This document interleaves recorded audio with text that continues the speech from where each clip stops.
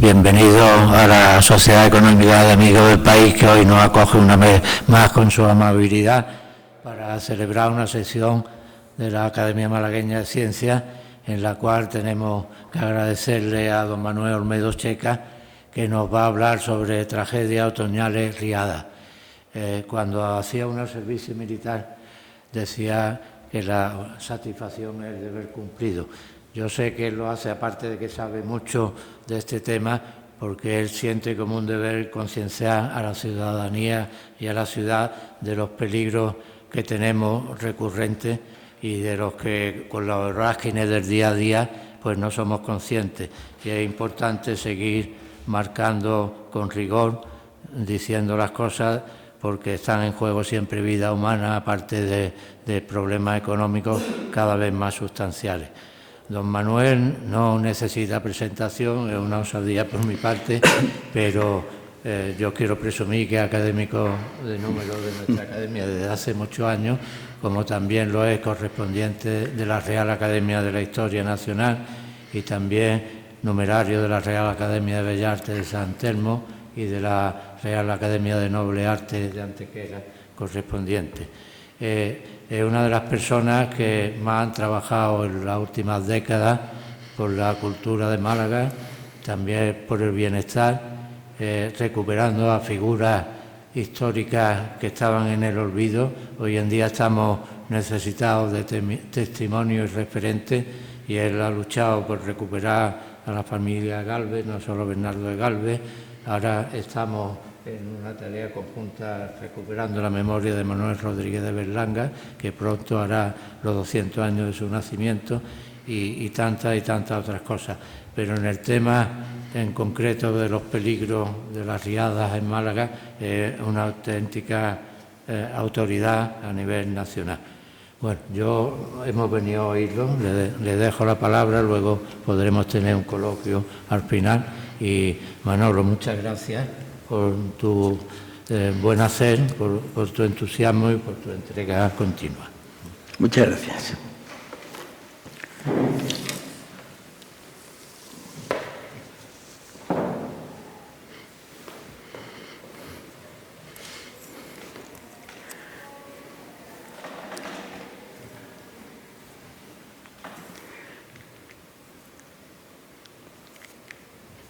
Bien, buenas tardes, bienvenidos. Hoy vamos a dedicar un rato a hablar de estas tragedias otoñales de las que está demasiado llena la historia de Málaga.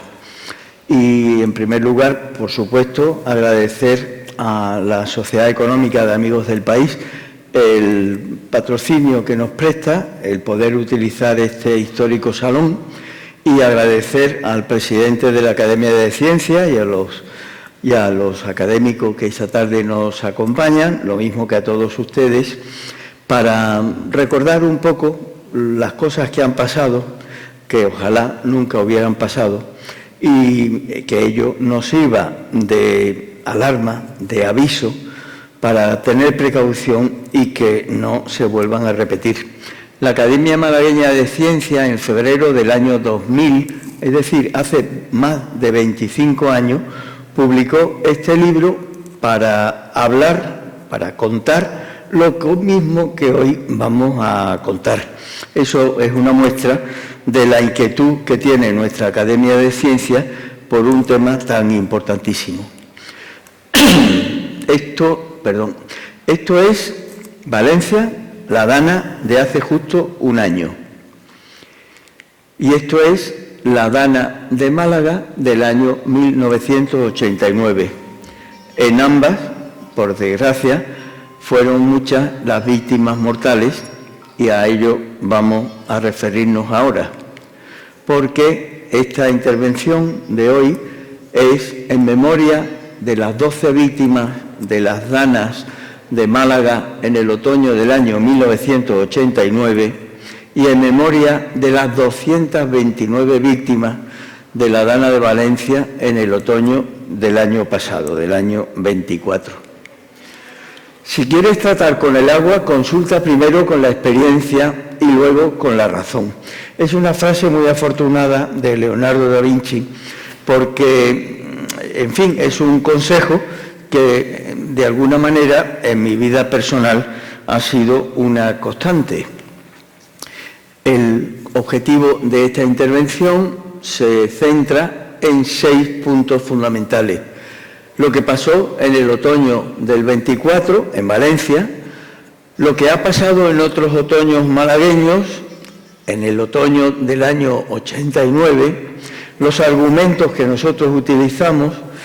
El 5 es recemos para que no se vuelvan a producir catástrofes similares y nunca perdamos la esperanza de que las administraciones públicas apliquen las medidas que son necesarias, imprescindibles, para evitar que se produzcan nuevas tragedias.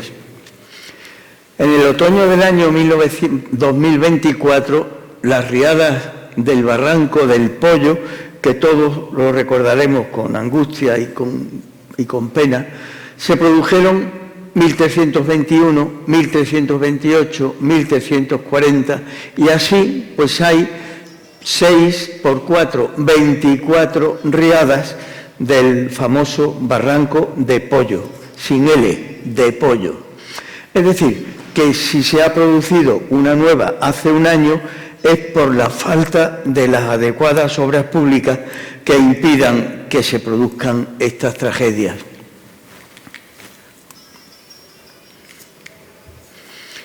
Esto es una página del diario El Mundo, Apocalipsis en Valencia. Las obras del Pollo contra riadas llevan 15 años paralizadas.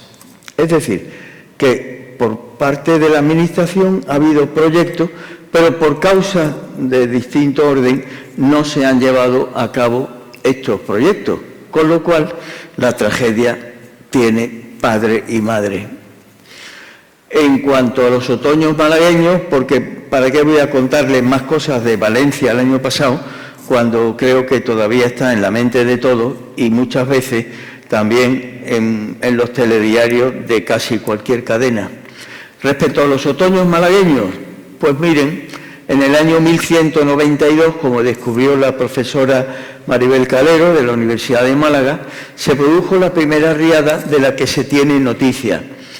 La violencia de la corriente derribó el puente de piedra que vemos aquí, que era un puente romano, y curiosamente la ciudad no sufrió nada porque estaba protegida por las murallas. Pero este puente de piedra, que aquí vemos una reproducción, resulta que fue construido nuevamente por los árabes, pero al año siguiente una nueva riada volvió a derribarlo. Con lo cual, esto nos habla mucho de la recurrencia de estas catástrofes, que unas veces se producen un año después, otras 15 años después y otras en la misma semana o en el mismo mes.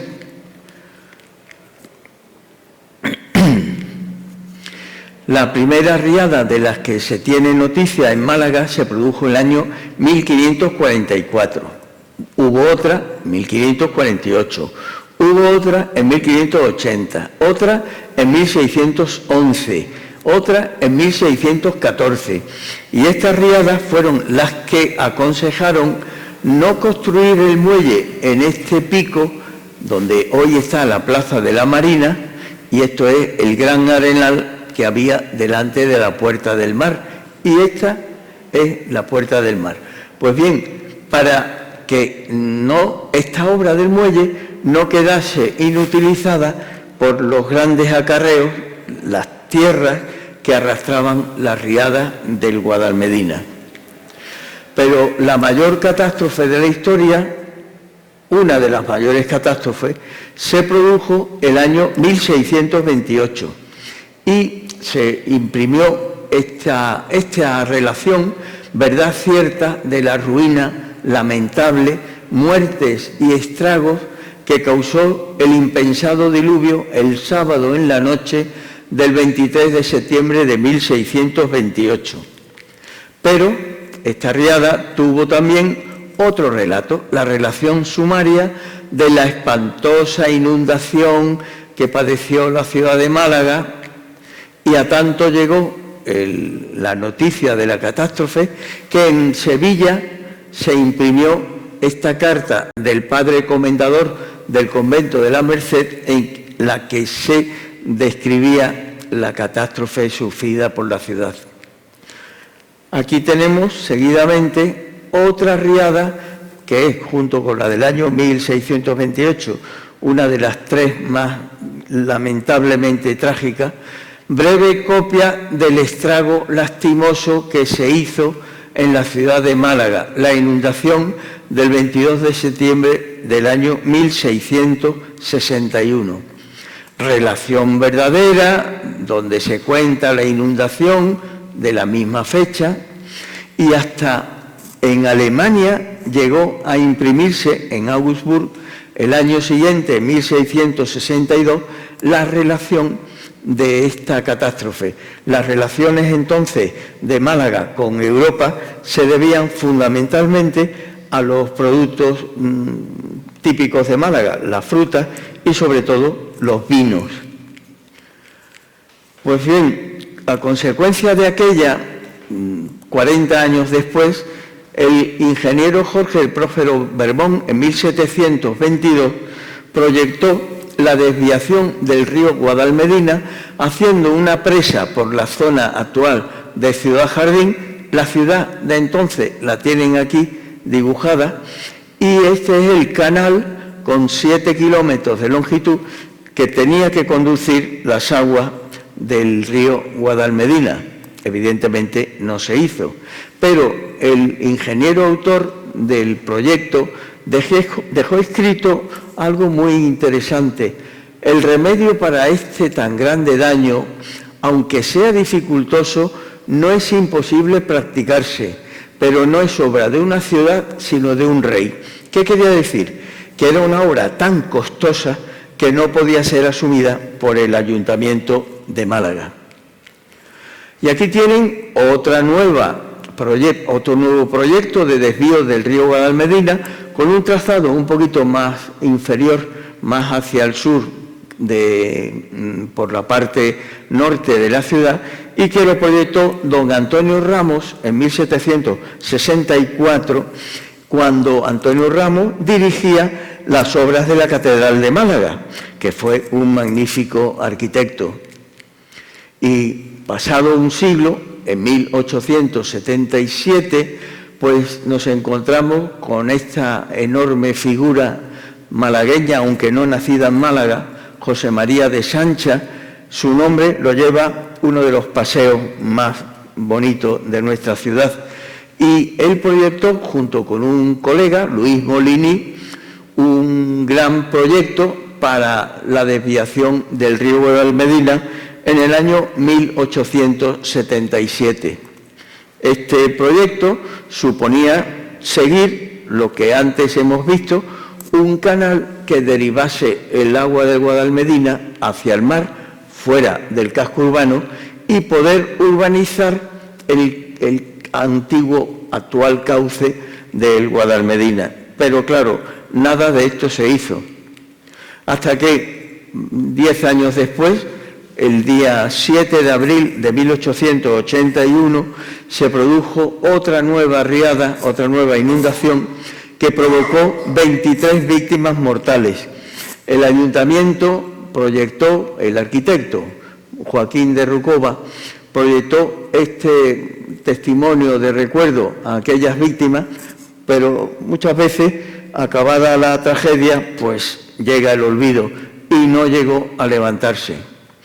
Pero apenas un mes después de esta tragedia, el gran Cánovas del Castillo, otra figura lamentablemente olvidada de Málaga, pues consiguió que en el Congreso de los Diputados, como figura en el diario de sesiones, se aprobó el 11 de mayo del mismo año 81 una proposición de ley para poder afrontar la desviación del río Guadalmedina, pero tampoco, por desgracia, se pudo hacer nada.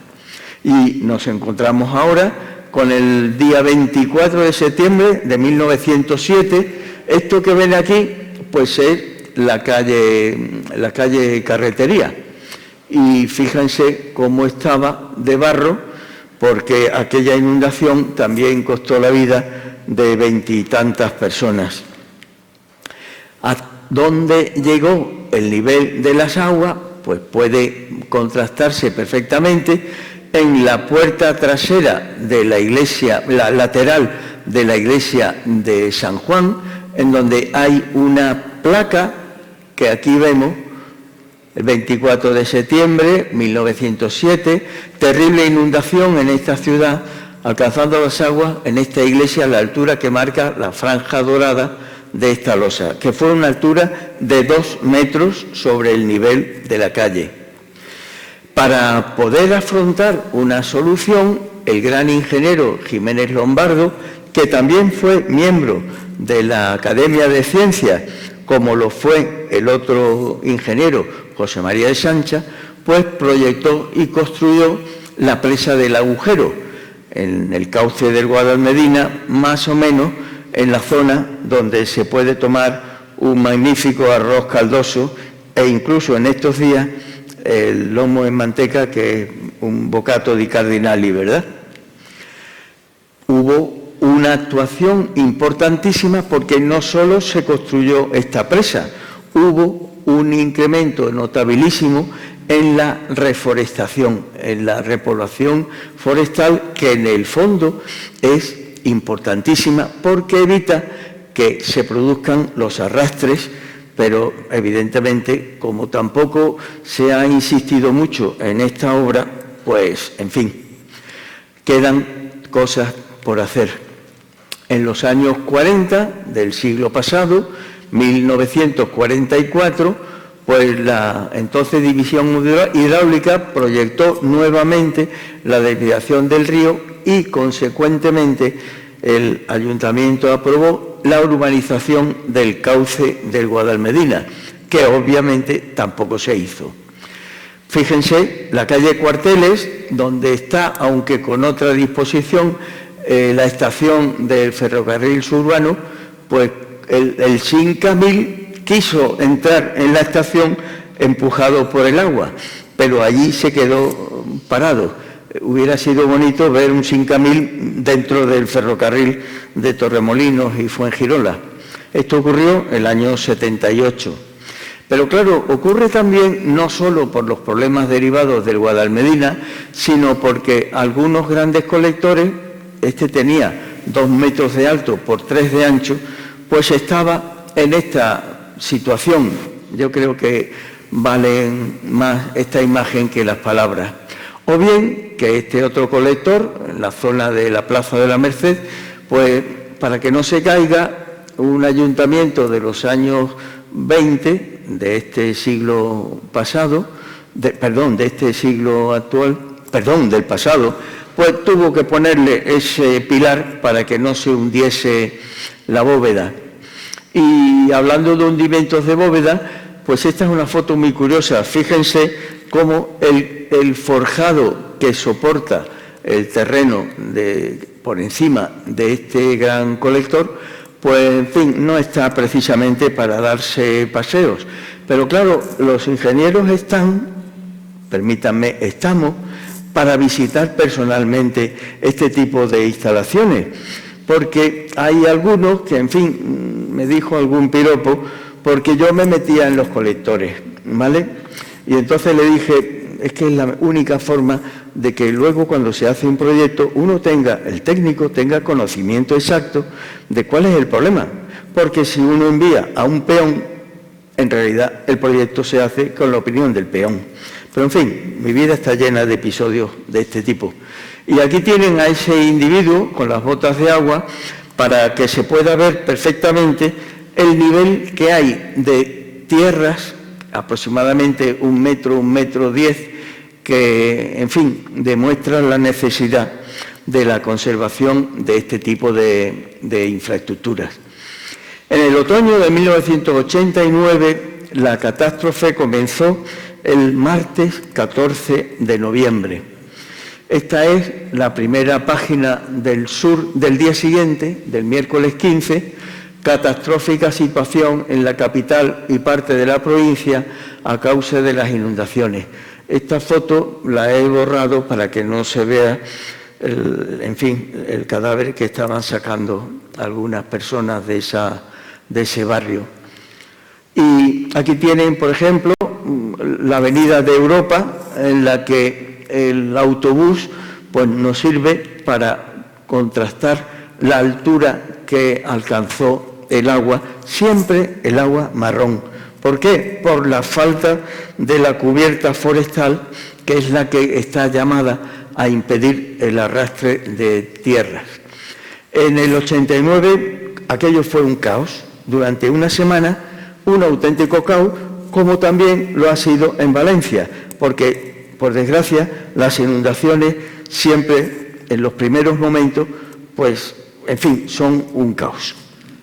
Y en este caso, aquí ven al ministro de la Gobernación, Corcuera, con el gobernador civil de Málaga entonces y el alcalde de entonces y los vecinos en la zona de carretera de Cádiz, en fin, diciendo hasta dónde le llegó el agua a ese señor que vemos ahí, ¿no? ¿Por qué? Porque durante una semana no hubo respuesta, ninguna respuesta, cuando para eso están las Fuerzas Armadas, para eso está el Ejército. El Ejército tardó una semana en llegar.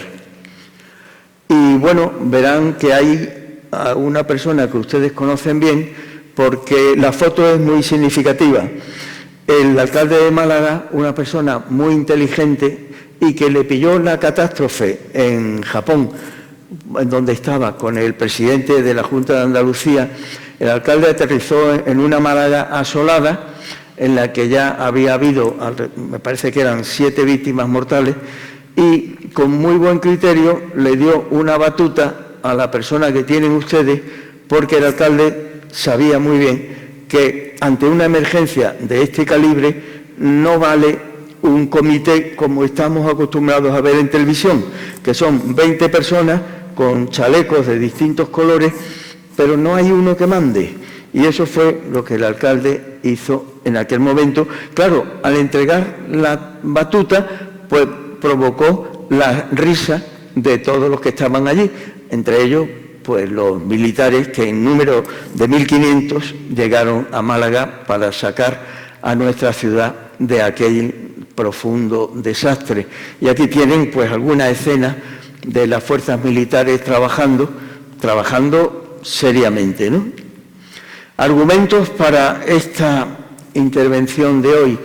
Pues el principal es la presa del Limonero, y esta es la presa y este es el embalse. Y la ciudad a los pies. En septiembre de 1997, 8 años después de la catástrofe del 89, el nivel del embalse casi alcanzó la cota del aliviadero. ¿Qué pasa? Que la presa del Limonero es una presa de escollera, de unos bloques de piedra muy grandes, lo mismo que se ponen para construir un puerto. Pero si el agua del embalse llega a rebasar, termina destruyendo esa presa, que es lo que ocurrió en Tous. Y aquí tienen un escrito publicado en el Diario Sur el 6 de diciembre del 89.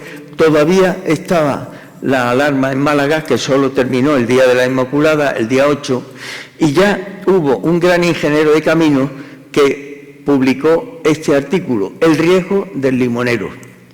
Yo no estoy descubriendo nada que otras personas lo hayan advertido antes, pero este gran ingeniero, Francisco Benjumea Heredia, conde de Guadalhorce, pues dedicó los últimos 20 años de su vida a demostrar el problema del Guadalmedina. Por ejemplo, el año 93, todavía el Guadalmedina, el año 94, propugnando un segundo vertedero para la presa como forma de eliminar el riesgo. Mi desasosiego por el embalse del Limonero, el Guadalmedina empezando por el Tejado, porque entonces se planteó la posibilidad de desviar el río y poder hacer un gran parque en el Guadalmedina. Pero este ingeniero, con mucho acierto, decía, antes de empezar a actuar sobre el río, hay que empezar resolviendo el grave problema hidráulico. Y esta propuesta fue la que hizo pública la Confederación en el mes de noviembre del 89, cuando aún todavía no había terminado la tragedia. Y es muy sencilla. Antes de la presa del Limonero, desde el propio embalse, construir un túnel que derivase el río Guadalmedina hacia la zona del Peñón del Cuervo. Pues bien, este es el proyecto definitivo. Aquí tienen el cauce del Guadalmedina, el embalse del Limonero y el trazado definitivo del proyecto del túnel que iría a desembarcar al mar, desembocar junto al Peñón del Cuervo. Pero tampoco se hizo. Y exactamente. ¿Por qué recemos? Insisto, yo no soy alarmista, no estoy haciendo otra cosa que recuperar lo que unos ilustres técnicos que ya nos han precedido en el camino de la vida aconsejaron y que yo, por supuesto, tengo el deber de recordar para todos. Pero fíjense qué detalle. El Ayuntamiento de Málaga tiene un plan de actuación local por inundaciones en el que se pueden apreciar las zonas en las que el riesgo es mayor. Esto está muy bien, pero claro, lo que hay que afrontar es la evitación del riesgo para que no se vaya a producir una nueva catástrofe. A ver. La Opinión de Málaga publica los ríos Guadalhorce, Campanilla y Arroyo de la zona este, los puntos negros de las inundaciones. Esto está por resolver. Y aquí tienen la calle Hilera, el Corte Inglés, está aquí, este edificio que vemos, la iglesia de la Esperanza, y aquí tienen el 17 de noviembre del año 2012. En fin, hace 13 años de esto, ¿no? El río Campanilla lleva 2 décadas a la espera de que encaucen el río. En fin, esto también no requiere más explicación. El martes 12 de noviembre del año 2024, el año pasado, fue cuando el diario Málaga Hoy publicó esta portada. Y aquí tienen Campanilla en el año 2020. Los daños fueron unos 60 millones de euros. Como ven, los coches así, arrastrados por las crecidas del río Campanilla, pues son la imagen malagueña de la catástrofe de Valencia. Curioso es el proyecto del puente de la Azucarera. Es del año 1869, pero esto que ven es el proyecto, que tenía 1, 2, 3, 4, 5, 6 arcos. Pues bien, en el año 1871, 2 años después de ser inaugurado, la primera riada que se produjo derribó 2 de los arcos y además el puente se construyó con un arco menos. Es decir, a los 2 años quedó demostrado que el puente de la Azucarera, que todavía existe y presta servicio, no es capaz de poder evacuar el caudal que viene por el río Guadalhorce. Y aquí tienen lo que es hoy el puente de la Azucarera, que está en magníficas condiciones, y a su lado está el puente paralelo que se construyó hace aproximadamente 30 años. Pues bien, el problema gravísimo de hoy es que las obras que se hicieron en el Guadalhorce permiten evacuar 4.000 metros cúbicos por segundo, que se dividen en 2.500 por un brazo y 2.500 por el otro. Pero por el puente de la Azucarera, por el puente viejo, solo puede pasar 700. ¿A dónde va este agua? A la carretera de Cádiz, a los polígonos industriales y a la zona del aeropuerto, etcétera, etcétera. Aquí tienen, en el 89, lo que era la zona de la carretera de Cádiz, al final, junto al puente de la Azucarera. Un inmenso mar lleno de agua del río Guadalhorce y también del arroyo de las Cañas, como ahora podremos ver.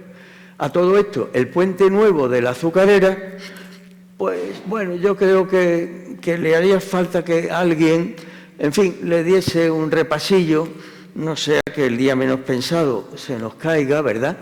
Porque la verdad es que esto, en fin, ustedes me entienden perfectamente.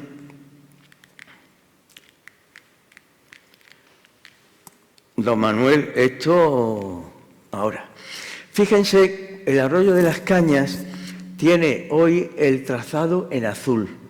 Después de las inundaciones, el ayuntamiento nos pidió un informe de las cosas que había que hacer respecto a la prevención de riesgos. Y una de ellas fue que el arroyo de las Cañas no enganchase en el río Guadalhorce, sino que se hiciera un nuevo cauce y saliera por el espigón de la Térmica. Con ello se conseguía, en primer lugar, un recorrido más corto y luego evitar que las crecidas del Guadalhorce impidieran desaguar el arroyo de las Cañas. Pues fíjense lo que hace el ayuntamiento, en fin, por personas que no están muy versadas. El último ojo del puente de la Azucarera está totalmente tapado porque con esta escollera quisieron tapar el afluente que supone el arroyo de las Cañas. Y el arroyo de las Cañas, en el fondo, es el que inunda el polígono Guadalhorce, que así lo hemos conocido en mitad de aquel otoño del 89. ¿Alguien puede asegurar que en Málaga no lloverá tanto como ha llovido en Valencia? Pues nadie tiene una bola de cristal que pueda asegurar el futuro, nadie. Por tanto, y esto es desde el puente de la Aurora, con los dos rascacielos de Martinico al fondo. La velocidad del agua es considerable, de ahí la importancia de las cadenas como la que acabamos de ver a la altura de la iglesia de Fátima. El mes de noviembre del año pasado, pues yo cada vez que llueve mucho, como estoy jubilado, pues cojo el móvil y me doy un paseo por la ciudad. En aquel día, aquella mañana, pues estábamos 4 en las calles de Málaga, pero este fue uno de los vídeos que pude hacer para demostrar el color marrón de las aguas y el nivel que llevaba el río. Tiene gracia también porque aquí alguna persona se le ocurrió pues construir un aliviadero para que el colector de la margen derecha pudiese expulsar sus aguas al propio cauce del río, pero eso es francamente complicado. Y además le puso un muro que evidentemente en el primer minuto del Guadalmedina fue derribado, lógicamente. Curiosamente, la calle Carretería, que es la que vemos, a la esquina de la calle Andrés Pérez, pues había sido terminada de urbanizar pues hacía pocos meses, pero la fuerza del agua fue tal que provocó que reventase ese gran colector general, lo cual indica que hay que seguir estudiando el asunto. Y aquí tienen la idea que se ha hecho pública, la propuesta municipal de convertir en un gran parque el cauce del Guadalmedina. La imagen es preciosa, ojalá se haga, y yo soy firme partidario de que se pueda hacer. Hombre, lo que pasa es que antes de acometer esta obra habría que resolver el problema hidráulico, que es lo que nos preocupa a todos. Publicado en el Diario Sur, ante la pregunta que se hacen algunos, ¿qué pasaría si llueve lo mismo que en Valencia? Yo tengo la respuesta sin hacer estudio alguno. La ciudad de Málaga estaría inundada. Es una afirmación de un técnico. Málaga se inundaría si llueve lo mismo que en Valencia. Pero la segunda parte, pues en fin, tiene su encanto. Málaga estaría inundada y los ciudadanos podrían subirse a las plazas puente mientras baja el nivel del agua en la ciudad. Evidentemente es una opinión humorística porque está claro que cuando llueva mucho y Málaga esté inundada, no va a haber nadie que vaya discurriendo por la ciudad para subirse a los puentes plaza. ¿Qué pasa con el Guadalmedina? Pues que por el cauce actual pueden pasar 600 metros cúbicos por segundo. Pero ojo, el aliviadero de la presa puede arrojar al cauce 700 y además el caudal de los arroyos. Con lo cual, en fin, la catástrofe pues la tenemos casi cantada. Por eso es una reciente y afortunada decisión la de dejar el embalse del Limonero medio vacío. Y yo apuntaría, ¿y por qué no dejarlo vacío del todo? Con lo cual, la garantía ante un riesgo catastrófico pues ya sería mucho mayor. Pero, en fin, doctores tiene la Iglesia. ¿Es seguro intervenir en el Guadalmedina? Pues la pregunta es, ¿para construir los puentes plaza? Pues miren, la respuesta está en estas imágenes. Esta es la presa de Casasola, que es una presa de hormigón armado.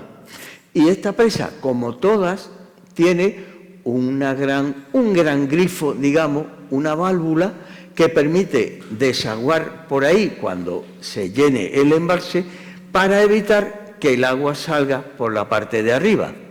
Es decir, se va sacando agua poco a poco, evitando que pueda salir mucha más agua por la parte superior. Y aquí tienen la misma presa, pero en noviembre del año pasado, porque esos tubos que tiene para desaguar por abajo, resulta que se atoraron. Por tanto, el agua no tuvo más remedio que saltar por la parte superior. En esta presa, ello, aparte del riesgo de un caudal mayor, pues no tiene el riesgo porque es una presa de hormigón armado.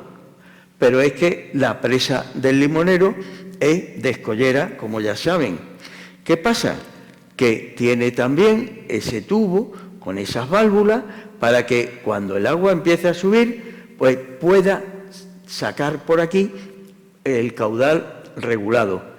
Pero estos desagües de fondo del Limonero también se vieron atorados en el mes de noviembre del año pasado. Por fortuna, el atoro fue menor y se pudo poner en marcha una vez pasada la dana. Lo que pasa es que en el cauce, en la cuenca del Guadalmedina, llovió menos que en la cuenca del río Campanilla. Y aquí tienen ya los desagües de fondo del Limonero, pues soltando agua a todo. Barómetro de catástrofes. El año 22, víctimas mortales 45, daños 2.900 millones de euros. En el año 2023, víctimas mortales 37, daños 4.450. Y ayer se publicó este barómetro de catástrofe del año 2024. Víctimas mortales 236. Los daños 11.330 millones. La vida humana no tiene valor, no tiene precio. Valor muchísimo. Precio no tiene, porque es valiosísima. Con estos daños de 11.000 millones de euros, yo creo que aplicando simplemente el 10%, tendríamos quizá el riesgo de Málaga resuelto. Pero fíjense qué detalle. Esto es el embalse del Limonero, el embalse, y esta es la zona que resultaría dañada por una inundación que rebasase la presa del Limonero. Está todo verde. Pero esto que ven de color rojizo es la sirena que tiene que sonar cuando el Guadalmedina, en la presa de Limonero, empieza a suponer un riesgo importante para Málaga. En fin, esto también suena un poco a humor. La esperanza no podemos perderla. De hecho, la Academia de Ciencias pues tiene previsto, si se aprueba por la Junta de Gobierno, una jornada técnica a celebrar, esperamos, en el próximo mes de enero, si sale todo tal como se ha planteado, y en esta jornada técnica, que serán reflexiones sobre la presa del Limonero, esperamos que se pueda llegar a algo que nosotros como académicos tenemos el deber de hacer. En primer lugar, comunicar a los ciudadanos el riesgo en el que viven, aportar soluciones y, por supuesto, comunicar a las instituciones la necesidad imperiosa de poder actuar para evitar daños que serían irreparables. El llevar aquí en la solapa la insignia de la Academia Malagueña de Ciencias no es solo, en fin, por lucir una insignia honrosa. Son 172 años los que lleva trabajando la Academia de Ciencias. Es también porque tenemos el deber, como ha dicho nuestro presidente, don Fernando Orellana, tenemos el deber de instar a las autoridades a que se hagan las obras que impidan que puedan volver a producirse daños como los que hemos tenido ocasión de exponerles. Es nuestro deber. Y con esto, pues yo creo que ya termina la exposición y quedo a disposición de todos ustedes por si quieren formular cualquier pregunta que intentaré responder. Muchísimas gracias por vuestra presencia. Me extraña muchísimo que en una conferencia tan importante como esta no haya autoridades. Es decir, el alcalde, porque esto es la historia verdadera de la zona. Y sabemos que la situación, todos los expertos a nivel meteorológico dicen que la tendencia es hacia dos estaciones. Una estación de lluvia y una estación de sequía, que se va gracias, una estación de sequía, y que todas estas situaciones catastróficas se van a repetir. Lo están diciendo desde Bill Gates y todos ellos lo están diciendo. Pero desgraciadamente no es solo aquí en el área de tipo Mediterráneo, exactamente. Yo como médico tengo pues la experiencia del COVID pasado. Sabemos que se nos había dicho que había una comisión de expertos. Mentira, no había comisión de expertos. Sin embargo, no se ha emplazado al gobierno para que explique qué pasó, por qué mintieron, por qué personas inescrupulosas estaban diciendo esto o aquello. Hoy precisamente han ingresado 2 personas que están vinculadas mucho con ese escándalo, pero muchísimo. Bueno, pasando a otro tema, quisiera que Manolo nos explicara el fondo ideológico del manejo de este tipo de fenómenos, porque según entiendo hay situaciones en las cuales la ministra anterior, Teresa Rivera, había arreglos en los desagües, en el manejo. No se ha hecho por cuestiones ideológicas. No sé si estoy equivocado o no. Sí, así es. De explicarlo, porque necesitamos saber la verdad. Hoy está todo el equipo de gobierno aquí de Málaga reunido por mañana, lo que se va a hacer mañana. Una cuestión, oye, que esto es importantísimo para la vida de las personas.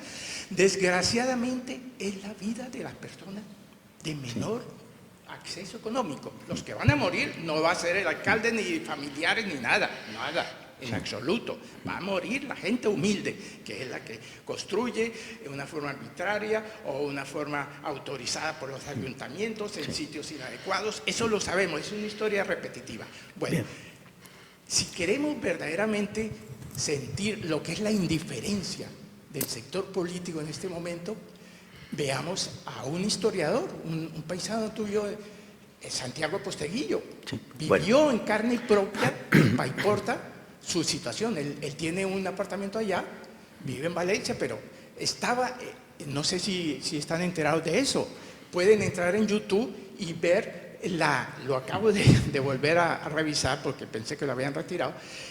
Él, con su experiencia y su influencia, logró ir al Congreso de Diputados, ¿supiste? Sí. Para dictar, porque fueron 3 días consecutivos que en Paiporta, que está cerquísima de Valencia, no se acercaron las autoridades. No se acercaron en absoluto. Entonces tú dices, pero ¿cómo es posible? Sí, bueno, eso... Pero es importante aclararlo. Sí. Es importante. Para eso estamos aquí hoy y para eso la Academia de Ciencias... Y si hubiese aquí autoridades, sería importantísimo, Bueno. porque lo entendieran. Sí, porque digamos una cosa, seamos sinceros, que hasta un año después, un dirigente como es el presidente de una autonomía, que desgraciadamente era del Partido Popular, haya renunciado obligadamente cuando tuvo una actitud totalmente... es increíble. Sí, pero perdón, es que no debemos entrar en las cuestiones políticas, ¿vale? Ya está. Bueno, venga. Si se puede explicar la parte ideológica Sí, del manejo, porque eso es a nivel europeo, Sí, no es solamente aquí.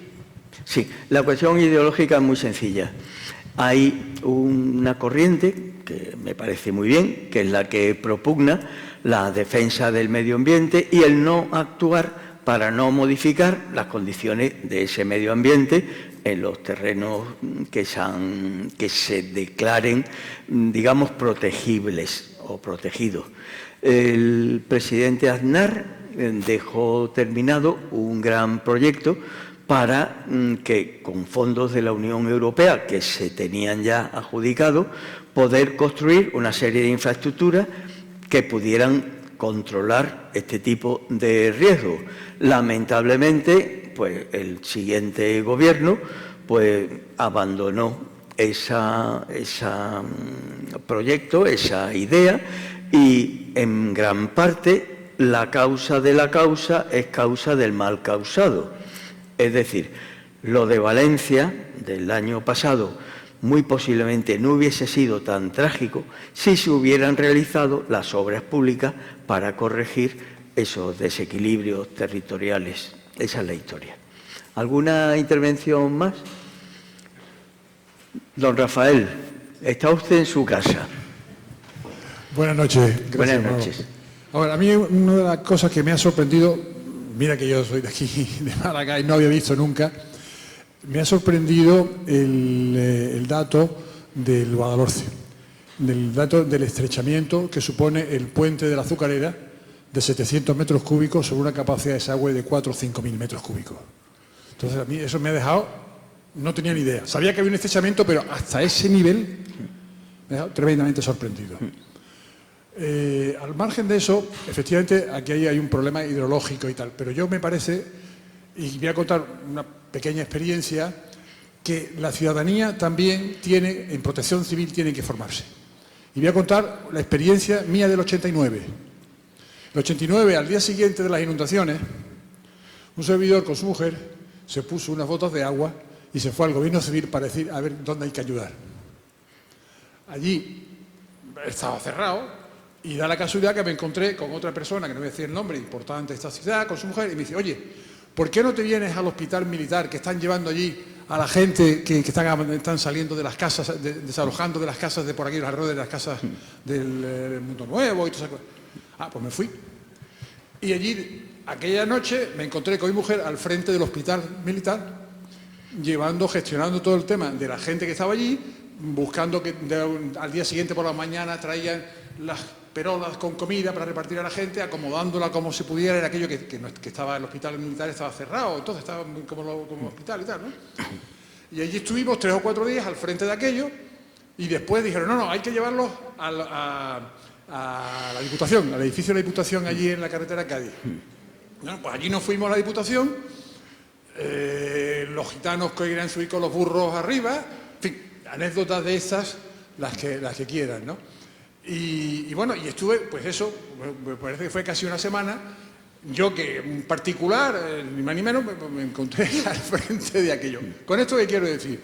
Quiero decir que de alguna manera hay unos problemas de protección civil que no hay que dejar solamente a las autoridades, hay que organizar a la ciudadanía para que en situaciones de conflictividades o de problemas de este índole, pues pudieran o puedan saber qué es lo que pueden hacer para ayudar a los demás. Simplemente el tema que no es solo ideológico, sino también las consecuencias, ver que la ciudadanía también sepa qué es lo que puede hacer en estas circunstancias. Bien, eso tiene una respuesta que es triple. En primer lugar, para atender a los damnificados hace falta tener una preparación, unos medios y una dirección. ¿De acuerdo? Eso hoy en España solo lo tienen las Fuerzas Armadas con la Unidad Militar de Emergencia y los cuerpos de bomberos que tienen un papel importante, menos de lo que se dice, porque a los bomberos se les entrena para apagar fuego. Y en el 89, como en Valencia, la actuación no es propia de bomberos, aunque su nombre provenga de bomba, ¿no? Y por último, aquí el problema es que es la lucha con las consecuencias de una inundación, como las que hemos visto, es como si fuera una guerra. Y una guerra no la dirige un comité, no, la dirige un jefe. Y eso es lo que no está claro. Por eso, pues yo me permito discrepar de lo que vemos con mucha frecuencia. Cada vez que hay un problema, que hay 10, 15, 20 personas con un chaleco de distinto color, pero no hay uno. Y uno debe ser profesional, no político. Los políticos están para otra cosa, para el Parlamento y para otras muchas cosas importantes, pero no para dirigir una acción tendente a resolver las consecuencias de un riesgo así. ¿De acuerdo? Pues, señoras y señores, si no hay nada más, podemos levantar el campo. ¿De acuerdo?